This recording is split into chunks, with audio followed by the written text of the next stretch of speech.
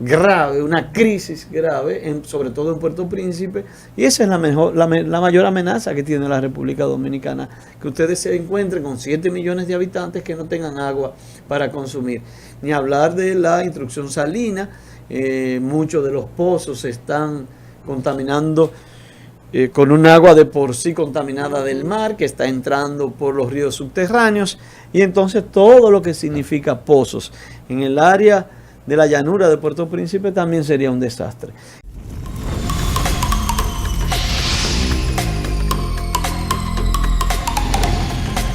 Variación. Entonces, lo que yo a veces le digo cuando hablamos, por ejemplo, del tema haitiano, yo digo, es que el tema haitiano hay que enfocarlo mucho a raíz del cambio climático. Y algunos se quedan mirando, ¿cómo a raíz del cambio climático? Claro, porque Puerto Príncipe tiene más de 3 millones de habitantes, dentro de 10 años probablemente llega a 7 millones de habitantes.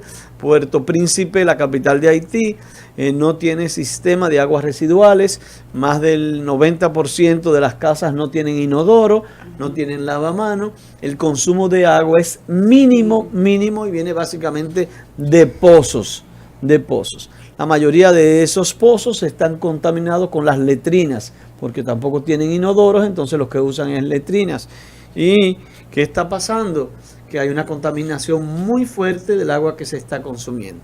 ¿Qué sucedería si disminuyen en un momento determinado las lluvias y que tengamos un periodo de 2 o 3 años de sequía, sobre todo en la isla de Santo Domingo y de manera muy particular en Haití? Simplemente que ahí habría una emergencia grave, una crisis grave, sobre todo en Puerto Príncipe, y esa es la mayor amenaza que tiene la República Dominicana, que ustedes se encuentren con 7 millones de habitantes que no tengan agua para consumir. Ni hablar de la instrucción salina, muchos de los pozos se están contaminando con un agua de por sí contaminada del mar, que está entrando por los ríos subterráneos, y entonces todo lo que significa pozos en el área de la llanura de Puerto Príncipe también sería un desastre. Debemos prestar mucha atención al medio ambiente, al cambio climático, porque indudablemente que República Dominicana es el 8º país más vulnerable del planeta ante crisis del cambio climático. Y por eso he dicho que probablemente vamos a tener, por ejemplo, hubo una temporada hace 2 o 3 años donde tuvimos más ciclones y huracanes que nunca. Pero ahora tenemos 2 años que no hay nada.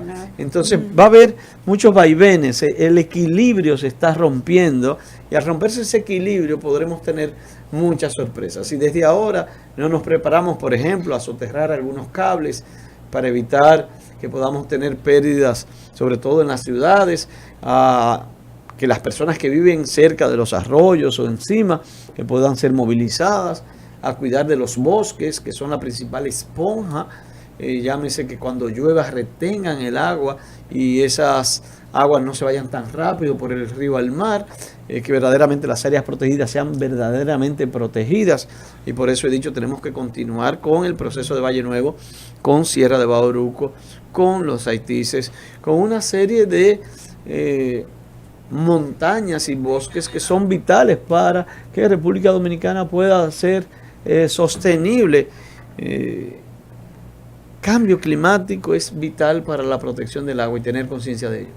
Dilenia Santos, la pregunta para el precandidato presidencial del Partido de la Liberación Dominicana, que nos acompaña en el día de hoy, Francisco Domínguez Brito. Adelante, Dilenia. Privilegiados nos sentimos todo el staff de tenerle acá con nosotros. Gracias por darnos esta exclusiva a tan solo días del cierre de una campaña presidencial como la que usted tiene, porque no tan solo veo, y en base a eso va mi pregunta, no tan solo veo que está trabajando interna, usted se siente ya el candidato del Partido de la Liberación Dominicana, pero con usted podemos hablar tantos temas que sería desperdiciar. Como sé que vamos a cerrar con varios temas políticos, quiero irme un poquito atrás.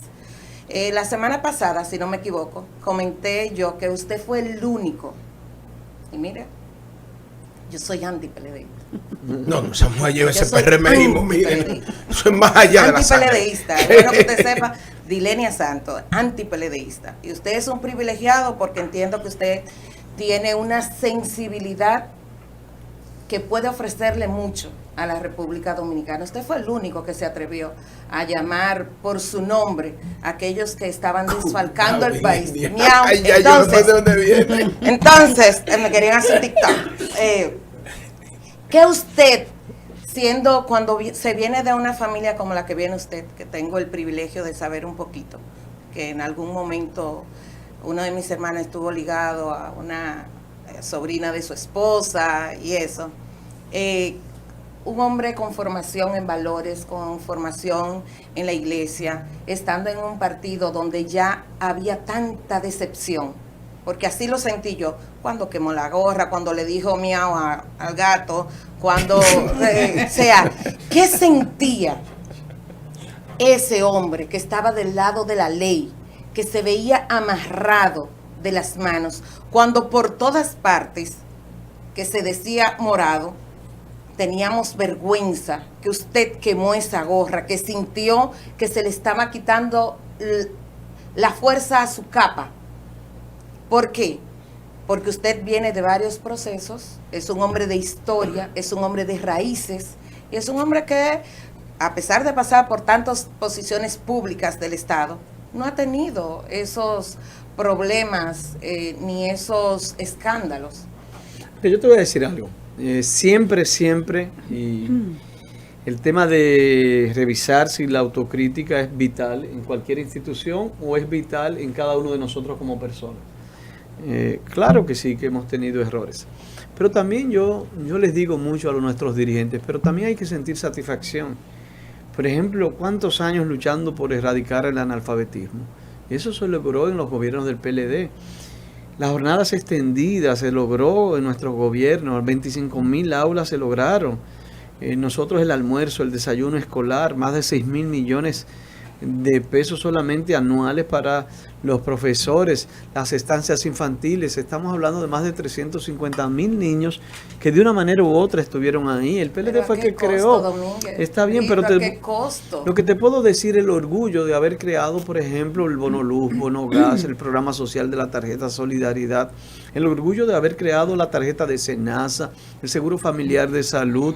Yo creo que eso nos tiene que llenar de satisfacción.